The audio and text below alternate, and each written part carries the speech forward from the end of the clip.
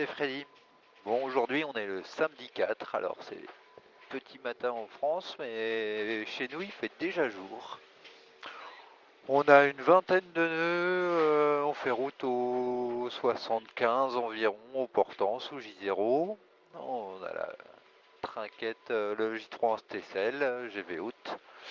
Et on avance à 33-34 nœuds. La mer est pas facile ce matin, on avait du mal à stabiliser une vitesse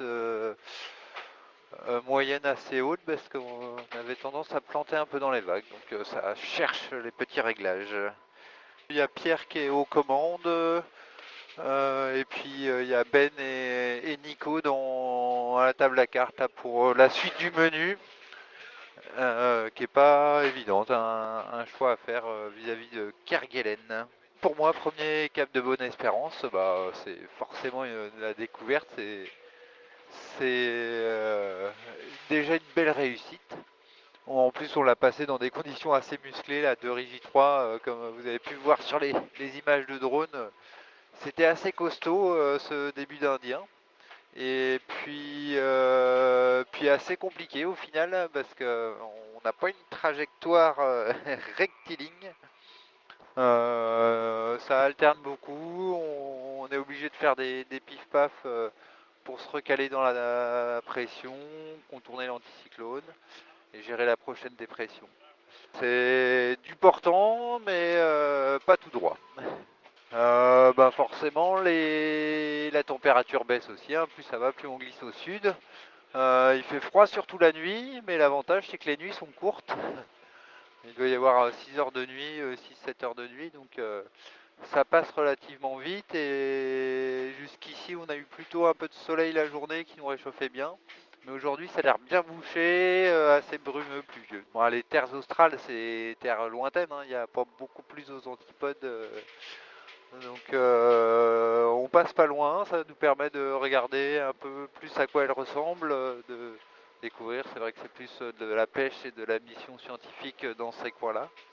En effet, on sent que c'est quand même pas le lieu de villégiature privilégié au vu des conditions. Les terres sont bien exposées et on les sent bien découpées, balayées par les vents et les pluies. Donc c'est terre assez mystique pour moi. Les prochaines 24 heures, ben, c'est là où il y a un petit peu un choix à faire entre le nord ou le sud des Kerguelen.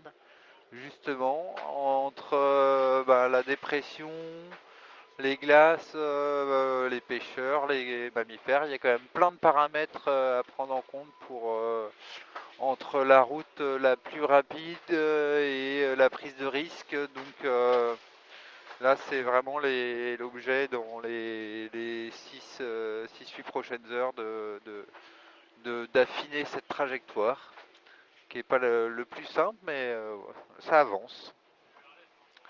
Et oui, par rapport au temps de référence de Francis, c'est vrai que lui, de l'Atlantique Sud jusqu'au sud de l'Australie, ils ont fait un gros tout droit très vite. Donc notre belle avance est en train de fondre comme neige au soleil et on va se retrouver certainement derrière avec quelques centaines de milles de retard au passage de la Nouvelle-Zélande. Voilà, après, c'est vraiment, ils ont fait un Indien canon. Je pense que ça va être dur qu'un bateau réalise une aussi belle trajectoire avec des aussi belles conditions.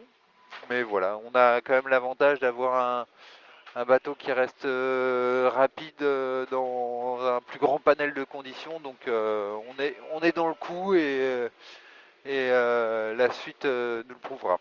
Forcément des petits soucis électro, forcément. C'est pas une fatalité normalement, mais on a enfin retrouvé le radar. C'était qui nous manquait depuis quasiment le poteau noir. On avait tenté une réparation, mais qui n'avait pas fonctionné, pas de manière pérenne. Et, euh, et là, on a refait une passe hier, et là, ça a l'air de bien fonctionner. Donc, on est content parce que pour ces zones où il y a pas mal de monde, un peu de monde et des glaçons, c'est quand même notre premier élément de sécurité, le radar. Mais oui, c'est forcément deux, trois personnes qui sont euh, concentrées sur ce problème-là, donc les autres sont obligés de compenser. Ça pompe un peu d'énergie, plus le froid, les choses comme ça, faut se mettre dedans. Mais là-dessus, l'entraide est de mise et ça se passe très bien.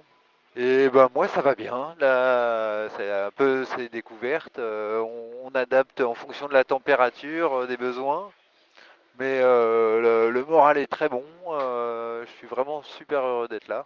La patate, la patate comme d'habitude, et voilà c'est le quotidien de trouver les petits réglages qui permettent de mieux passer la mer, je pense qu'il y a un des éléments principaux, et de toujours être dessus, il y a toujours à découvrir pour aller un peu plus vite.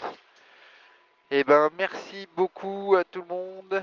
Un gros bisou de l'océan Indien. Et puis, bah, à très vite. Ciao.